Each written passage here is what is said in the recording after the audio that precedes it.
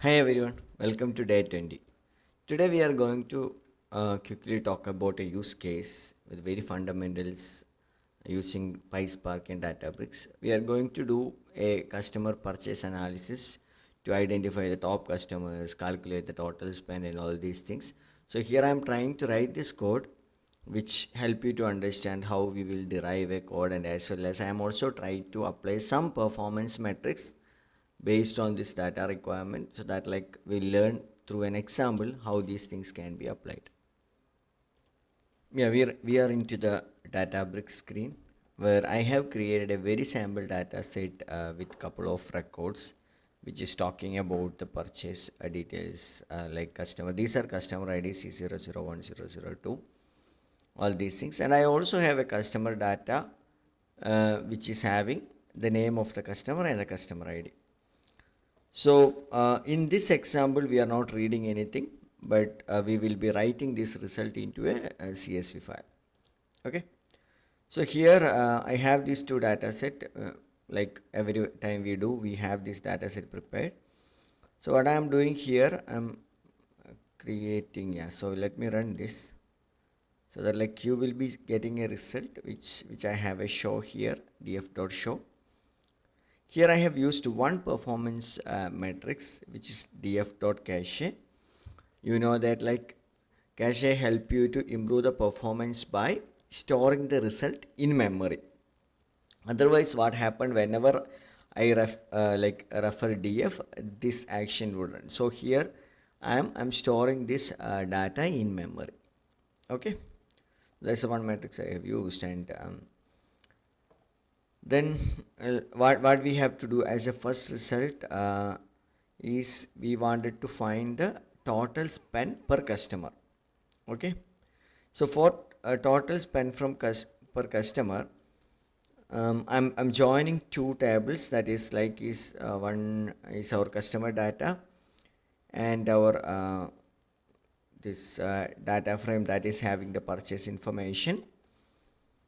So you know how to write join. So it is df.join customer df customer ID. Customer ID is the ID which we are going to use to join, and we are using inner join. So wherever we have a customer ID and the same part. So if you don't have a customer information in one of the table, you don't get the information, right? So this is join.show. So this action, this joining I am doing because I need the name to be used in my total spend of customer, because I wanted to know who is the customer who has done the spend, right? Like who has made that what is the spend by the name of the person. So now here let us talk about the group by function. So how do we get the total spend? When you look at the data, right? You have the customer ID, you have the product, you have the category, you have the price, and you have the purchase date.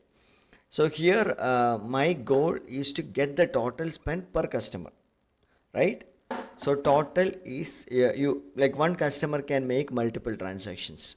So here C001 have made like 3 transactions. So what I need is I need the total of this. So when you are going to do total row wise, you need to use aggregate functions, correct? So here I'm using my aggregate function.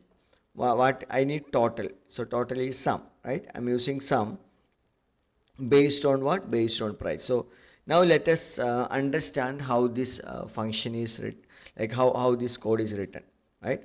So join.df is nothing but the combination of customer details and purchase details. Here I'm creating a new data frame that is called customer spend. I'm grouping based on customer ID and customer name because I wanted to show this, and both are going to be same. It is not going to create multiple result.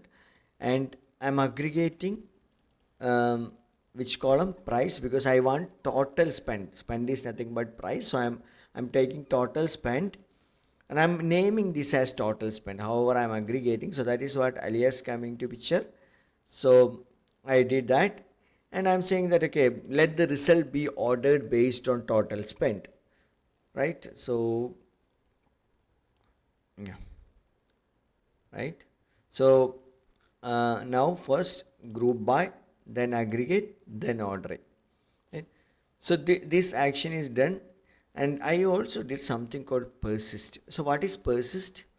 So persist is similar to cache, but it is preserving your result or storing your result to avoid the recalculation of the result. But in terms of persist, this would help you to store data either in memory or in hard disk. But cache only store in memory. So that is the difference. So here also I'm storing my data, but this is a transformation. This is not an action. So that like you need to have an action to do this. So I'm running this code. You'll get the results because I was testing this before this video. Right. Total spend. So this is my result. I got my name, like customer ID, name, and total spend. So because I use these two columns here, and total spend is nothing but the sum of price. Now you have got the result. Like we have couple of requirement, right? One is like find the total spend per customer, and you can also find who is the highest spender, just because I already sorted this result, so who made the highest spend.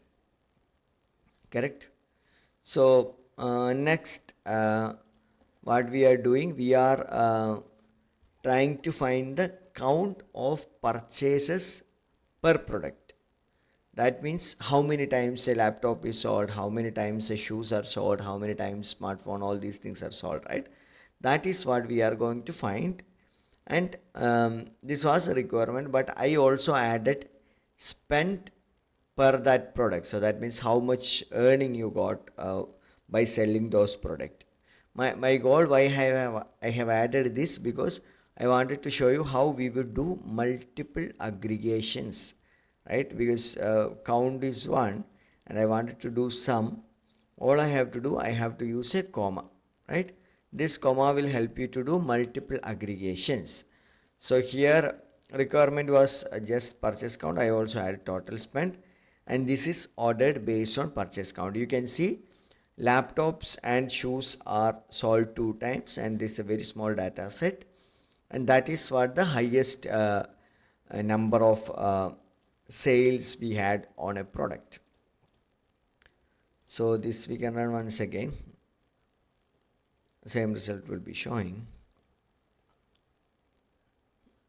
Yeah, this executed. So you can see the result, and this is again an aggregate function which is helping, because this requirement was very fundamental, and it is only asking for you to do some aggregate function. Keep this in mind. You have so many functions, so many transformations and actions which we have covered in earlier session. This video is a brush up session that help you to see, okay, whatever we have been talking about delta files and delta tables for last few days, and performance optimization, all these things, but I wanted to make sure that all are related. Now based on the these actions performance, you will be applying those techniques on top of it, right? Now I have a requirement to get top 2 customers, like who made the highest spend, right? I have this customer spend. So let's see what is customer spend, right? So you have customer spend, which we did this, and we already persist this result. So that like I'm going to use this customer spend once again, because you use caching and persist all these things. When you there, that you are going to use that data frames again, right? Because if you are using just one time, there is no point of using these things. So here I need to use it. I'm using this second time here. What is that? I wanted to find the top 2, because I had this customer spend result which is sorted based on the spend. So I am just limiting that to 2 and storing into top customers. So now top customers have 2 customers, that is Bob and Alice. They are making like they have made the highest amount purchase, or the highest spend in that case, right? Now I have this result. I'm going to store this customer spend information into a CSV file, okay? So why this CSV file is important? So I also did something called repartitioning. What is repartitioning?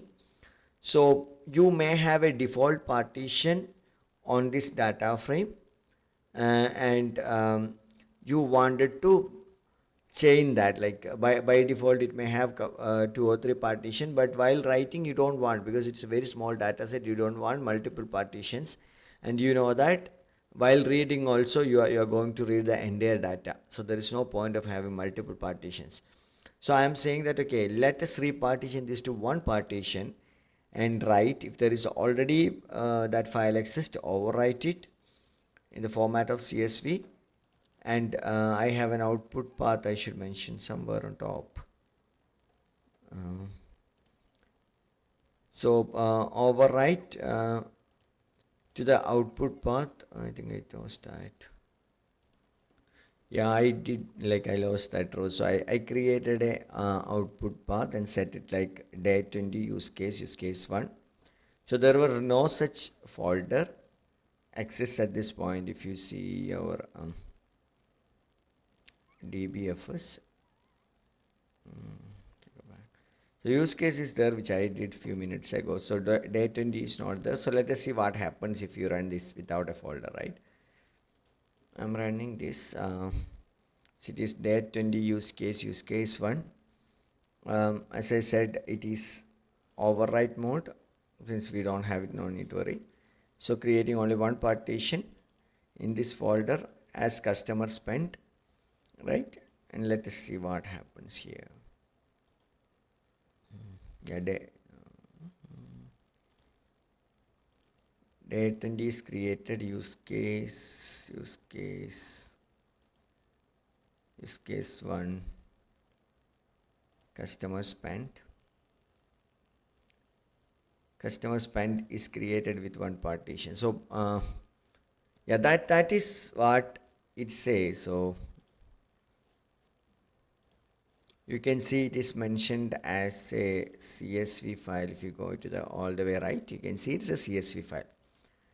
So that is pretty much I wanted to cover. This is a physical plan. You don't need to go deep into that. So hope you understood that how we would be applying this real time is this caching, persist, or like partition things, right?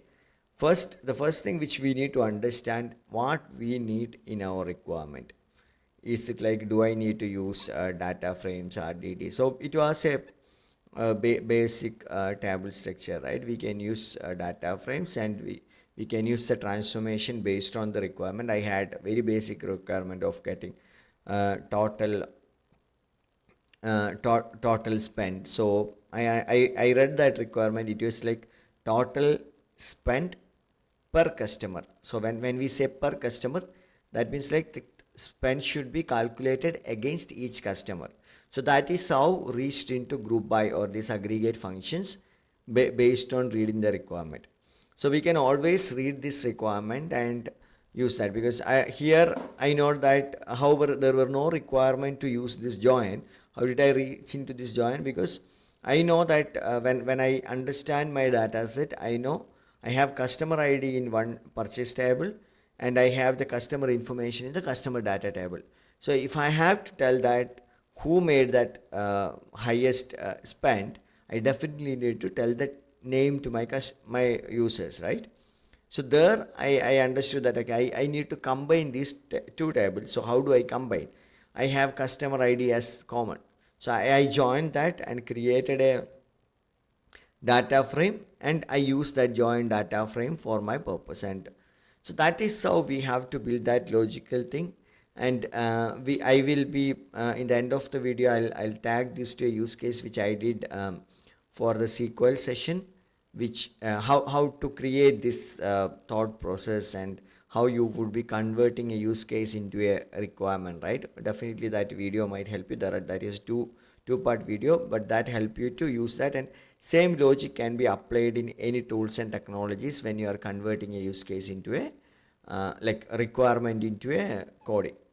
Okay, hope this video help you to refresh our Spark learning sessions, which we had around 20 sessions.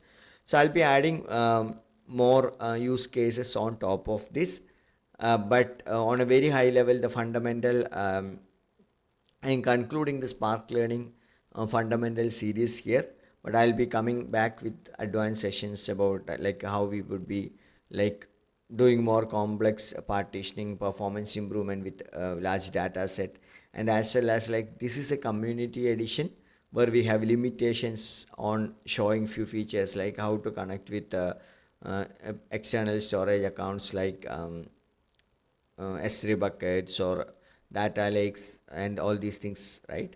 So we'll be talking about that once I have the other account and all these things. So that is going to be an advanced session. So with this, the learning session is completed. This is one of the use case I have added along with this. Hope this series, you like this series and help you to gain the knowledge of fundamentals of what is Spark and what is Databricks and how this performance or basic terms, right? Hope this helpful, and thank you for watching. We'll see you on the next session.